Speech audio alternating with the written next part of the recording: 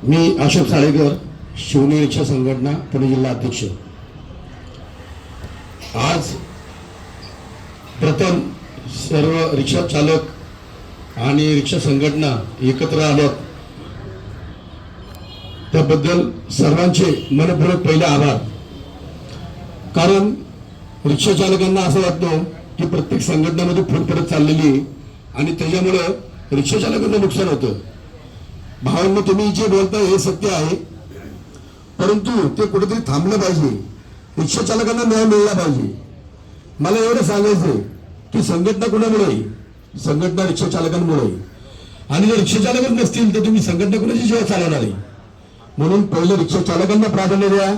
तुम्ही कुठल्या पक्षाचे, कुठल्या नावाचे, कुठल्या संघटनेचे हे न बघता जो रिक्षा चालकासाठी काम करतो त्याच्यासाठी तुम्ही त्याला साथ द्या, मग तो कुणी पण असू द्या। मला अजिबात कोणाला वाईट म्हणायचं नाही। जसं म्हणजे आता हे मंत्रिमंडळात जसं राजकारण चालले उलट पलट सुलट नाही का सगळ्या गोष्टींनी, तसं जर आपल्यामध्ये चालत असेल तर मला असं वाटतं की आपल्या रिक्षा चालकाला लवकरच आपला गाशा गुंडाळावा लागेल। तर त्याच्यासाठी आम्ही एक 8 दिवसापूर्वी एवढं झटकेपट निर्णय घेतला की 8 दिवसापूर्वी, 8च दिवस झाले, मला आता 8 दिवस पण नाही आले। शुक्रवारी आम्ही मिटिंग घेतली, सगळ्या फक्त मेसेजवर सगळ्या संघटना एकत्र आल्यामुळं सगळ्यांनी निर्णय घेतला। पावसाळी अधिवेशन चालू आहे। पावसाळी अधिवेशन मध्ये आता तुम्हाला अजून एक सांगतो की लाडक्या भावाची लाडकी बहीण, त्याच्यासाठी तुम्ही 1,500ची अंमलबजावणी केली।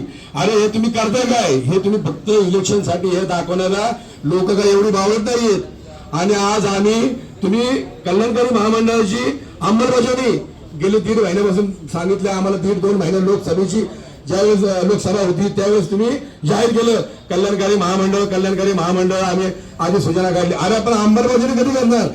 जर की बहीण जर 8 दिवसांमध्ये तुम्ही प्रवास करून सगळ्यांना फॉर्म भरून त्यांना पैसे मिळाले, अहो रिक्षावाला काय तुम्हाला काय म्हणजे वाव नाही रिक्षावाल्याचं? हा, रिक्षावाल्याचं म्हणजे तसं वाव।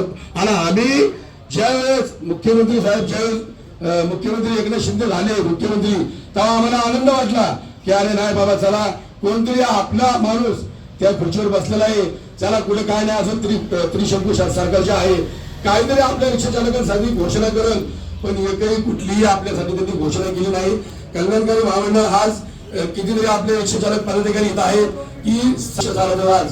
आज ही परिस्थिती एवढी बेकार आहे, कुठलाही सरकारी निम सरकारी अधिकारी असेल तो जर 58 वर्षाला रिटायर झाला तर त्याला 20-25 हजार रुपये पेन्शन होती।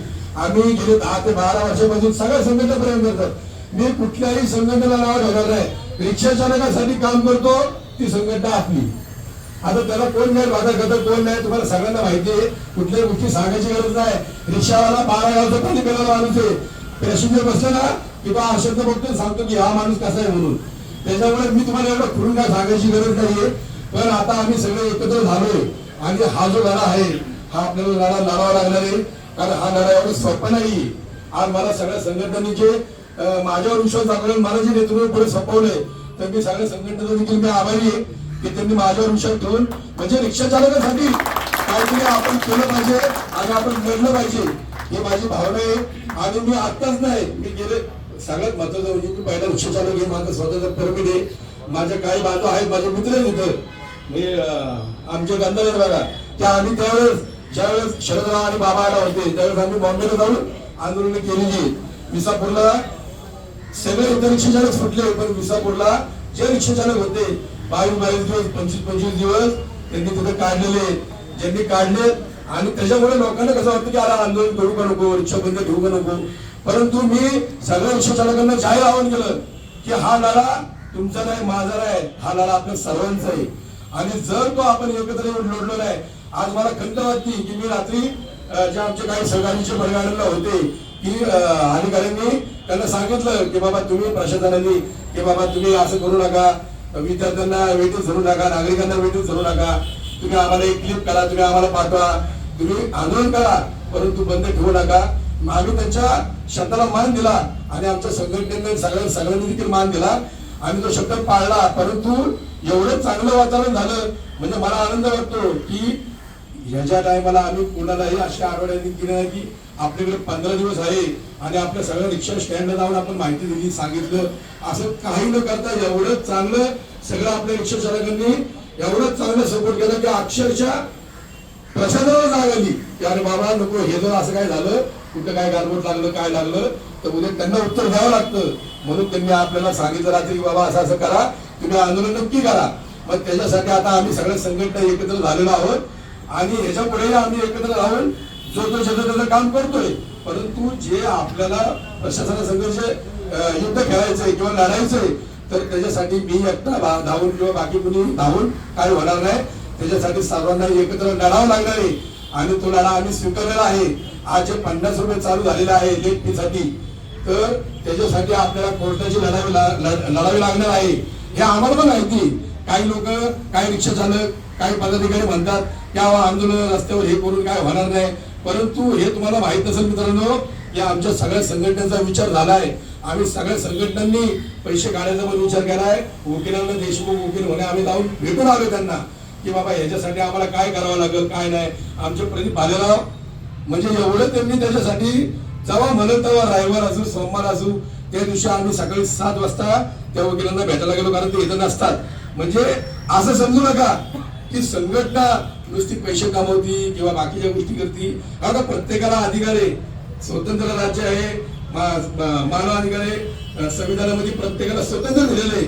पण त्याचा कुठेही तसा व्हॉट्सअपवर ह्याच्यावर त्याचा गैर पोस्ट करू नका.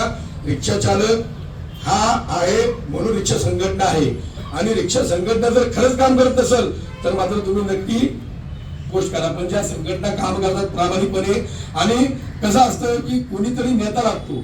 आज तुम्ही जे सगळे सभासद जमले सगळे, तर ते एकटे नाही ना जमत, ताकद होत नाही ना.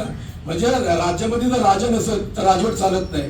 त्याच्यासाठी प्रधानमंत्री, म्हणजे हे सगळे लागतात.